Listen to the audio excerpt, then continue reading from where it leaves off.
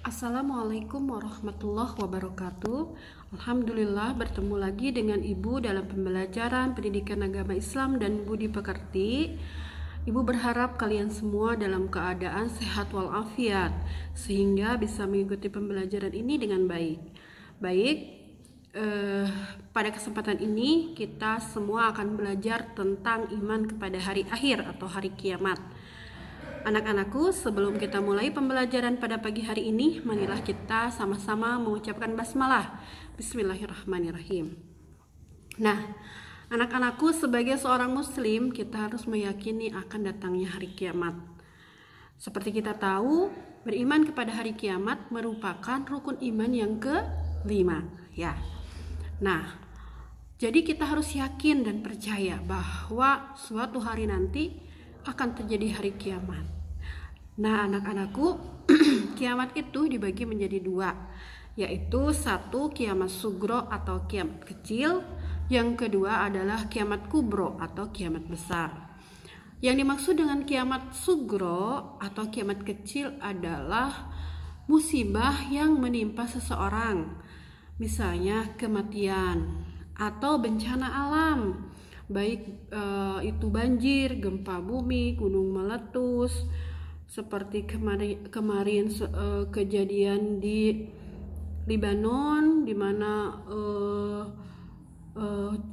bahan peledak yang kemudian meledak dengan kekuatan yang sangat dahsyat. Itu adalah contoh-contoh kiamat sugro. Kita sering menemui kiamat sugro ini di dalam kehidupan kita sehari-hari. Dan kiamat sugro juga harus memberikan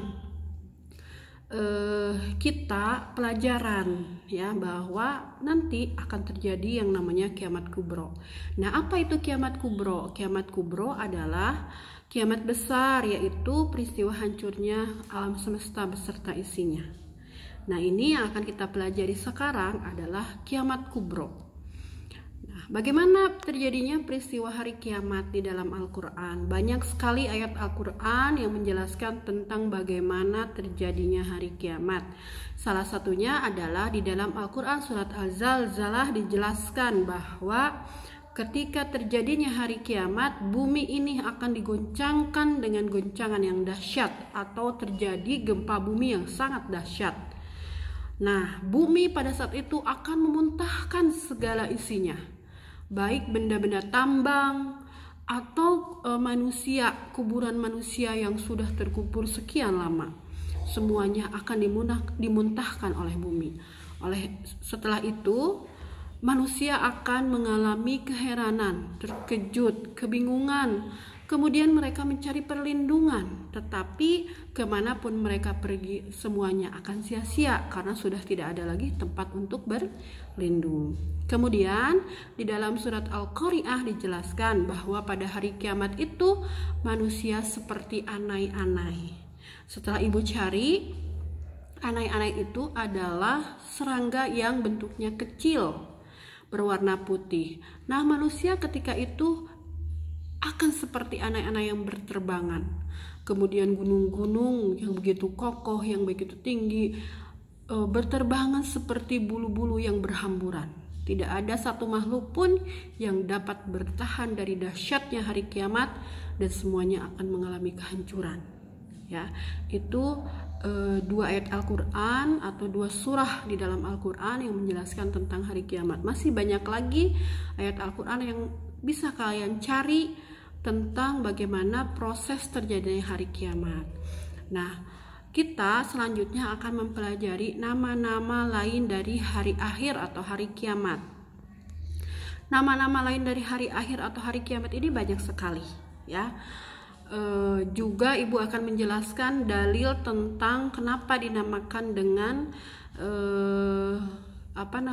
dengan nama ini, gitu ya. Nah, yang pertama adalah Yaumul Ba'as. Yaumul Ba'as itu artinya hari dibangkitkan manusia dari alam kubur. Jadi ketika terjadinya hari kiamat, semua makhluk sudah meninggal, maka kemudian semua akan dibangkitkan dengan tiupan sangsakala yang kedua dari malaikat Israfil. Kita dibangunkan dalam berbagai keadaan. Jadi semua manusia dibangunkan dalam berbagai keadaan, tergantung apa? tergantung amalnya selama di dunia. Ada yang dibangunkan dalam keadaan yang sangat buruk, sangat jelek. Ada lagi yang dibangunkan oleh Allah dalam keadaan yang bercahaya. Mereka bangun dari kubur ini, bangun dari alam barzah ini dengan berbagai keadaan, tergantung amal-amal mereka selama di dunia. Kemudian nama lain dari hari kiamat adalah Yaumul Mahsyar. Yaumul Mahsyar adalah hari berkumpulnya manusia di tempat yang luas yang disebut padang mahsyar. Jadi setelah dibangkitkan oleh Allah, kemudian kita akan digiring ke sebuah tempat yang disebut padang mahsyar. Hal ini dijelaskan dalam surat Asy-Syu'ara ayat 7. Nah, di padang mahsyar juga manusia ini akan mengalami berbagai macam kesulitan. Manusia akan dihadapkan pada begitu banyak kesulitan yang membuat mereka pun dalam berbagai keadaan. Ada yang mereka tenggelam dalam keringatnya sendiri, ada yang kemudian keringat itu sampai ke leher dan lain sebagainya. Kemudian yang selanjutnya adalah Yaumul Hisab. Yaumul Hisab itu artinya hari perhitungan seluruh amal manusia. Ini dijelaskan di dalam Al-Quran surat Shad ayat 53 bahwa semua amal yang kita laksanakan di dunia, baik itu amal buruk maupun amal jelek, nanti akan dihitung oleh Allah Subhanahu wa Ta'ala. Tidak ada satu amal pun yang luput dari perhitungan Allah Subhanahu wa Ta'ala. Ya, jadi kita harus menyadari ketika kita akan berbuat sesuatu, maka nanti di yaumul akhir kita akan mempertanggungjawabkan semua amal perbuatan kita di dunia. Dan yang keempat adalah Yaumul Jaza. Yang dimaksud dengan Yaumul Jaza adalah hari pembalasan atas semua amal perbuatan yang kita lakukan di dunia. Jadi kita berbuat baik, maka Allah akan membalas kita dengan kebaikan. Tapi ketika kita berbuat maksiat, maka Allah akan membalas kita dengan siksaan. Jadi jelas ya bahwa kita akan mendapatkan balasan atas amal perbuatan yang kita lakukan di dunia. Kemudian Yaumul Mizan, artinya hari ditimbang seluruh amal perbuatan selama di dunia. Ini ada di dalam surat Al-Anbiya ayat 47 bahwa ada yang namanya mizan. Mizan itu timbangan, dan nanti amal perbuatan kita akan dihitung. Mana yang lebih berat? Apakah amal kebaikan atau amal keburukan? Ketika amal kebaikan kita lebih baik, lebih banyak, maka Allah akan memasukkan kita ke dalam syurganya. Kemudian nama lain adalah Yaumul Hasroh. Artinya adalah hari penyesalan, karena pada hari ini banyak sekali orang yang menyesal atas perbuatannya selama di dunia. Kenapa tidak berbuat kebaikan? Kenapa kita berbuat maksiat? Sehingga ini disebut dengan Yaumul Hasroh. Yaumul Hasroh atau hari penyesalan.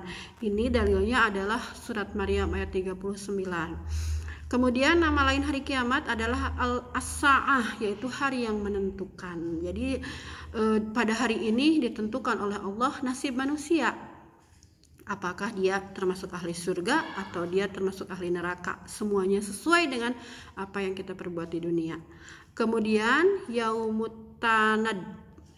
Yaumut Tanad ini artinya hari saling memanggil, di mana orang-orang saling memanggil.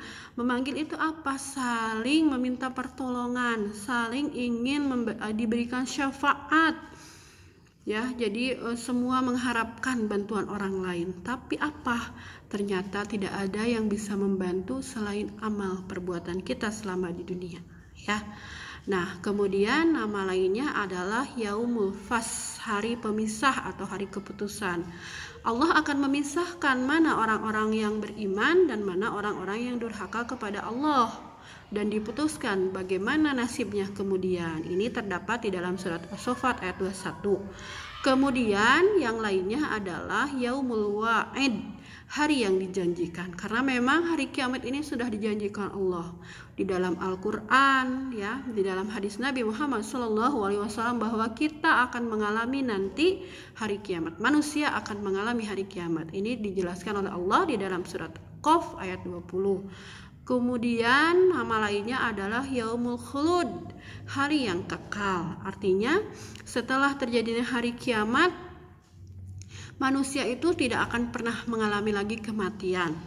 Kehidupan kita kalau di dunia itu sementara, setelah nanti kita mengalami hari kiamat dan mengalami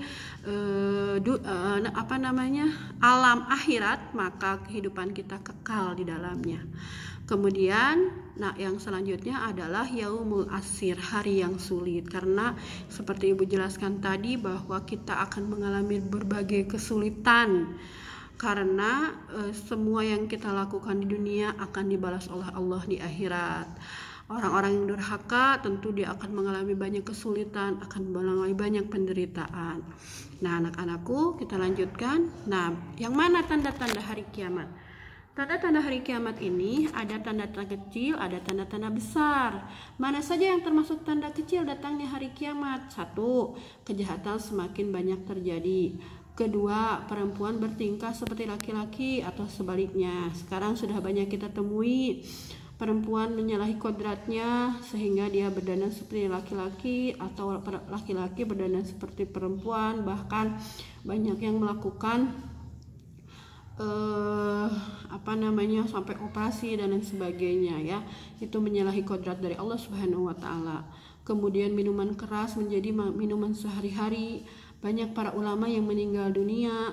Kemudian manusia itu hanya berorientasi kepada kehidupan dunia dan melupakan kehidupan akhirat. Munculnya gedung-gedung tinggi pencakar langit dan berlomba-lomba untuk mendirikan gedung tinggi. Kemudian padang pasir menjadi subur, menjadi banyak pepohonan. Itu adalah tanda-tanda kecil datangnya hari kiamat. Sedangkan tanda-tanda besar itu diantaranya 1. Munculnya kabut atau dukhon yang tidak akan hilang selama 40 hari sehingga dunia akan mengalami kegelapan, ya. Kemudian munculnya dajjal, munculnya dabbah, ya. Kemudian muncul matahari terbit dari barat, keluarnya Ya'juj dan Ma'juj, adanya 3 gerhana di timur. Kemudian turunnya Nabi Isa alaihissalam, munculnya Imam Mahdi dan bertiupnya angin lembut yang mengambil jiwa orang muslim. Jadi sebelum datangnya hari kiamat itu Allah akan meniupkan angin, yang angin itu akan membuat orang-orang muslim meninggal sehingga orang muslim tidak mengalami yang namanya dahsyatnya hari kiamat.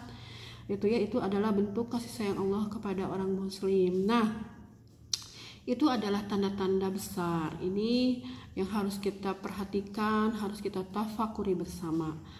Yang terakhir adalah hikmah beriman kepada hari akhir.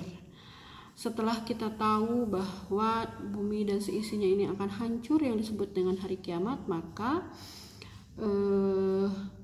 ini harus ada hikmah yang bisa kita petik, harus ada pelajaran yang harus bisa kita petik sehingga mengubah kehidupan kita menjadi lebih baik. Hikmahnya diantaranya adalah dengan mengetahui hari kiamat ini, mengimani hari kiamat, maka itu harus mendorong manusia untuk lebih tekun beribadah. Karena amal-amal kita nanti akan dibalas oleh Allah dengan pahala surga, dengan surganya Allah Subhanahu wa taala. Kemudian mendorong manusia untuk selalu berbuat kebaikan dimanapun kepada siapapun, karena kebaikan kita nanti akan kita petik hasilnya di akhirat.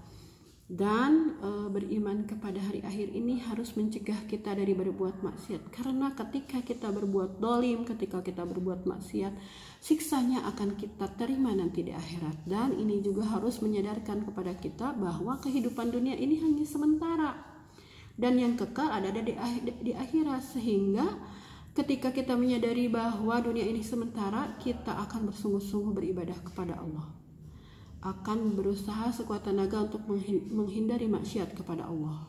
Dan yang terakhir adalah selalu bertaubat, meminta ampunan kepada Allah Subhanahu wa taala. Seberapapun dosa kita, sebesar apapun dosa kita, kalau kita mau bertobat, maka Allah akan menerima taubat kita, akan mengampuni dosa-dosa kita. Nah, anak-anakku, demikian pembelajaran pada pagi hari ini tentang beriman kepada akhir. Semoga dengan belajar iman kepada akhir membuat kita semakin menyadari bahwa Kita harus berbuat kebaikan, harus beribadah kepada Allah, harus menjadi pribadi yang lebih baik. Ibu doakan semoga kalian semua sehat, kalian menjadi anak-anak yang soleh dan solehah, yang nanti kelak kita akan dikumpulkan oleh Allah di dalam syurganya. Amin ya Allah ya Rabbal Alamin. Wassalamualaikum.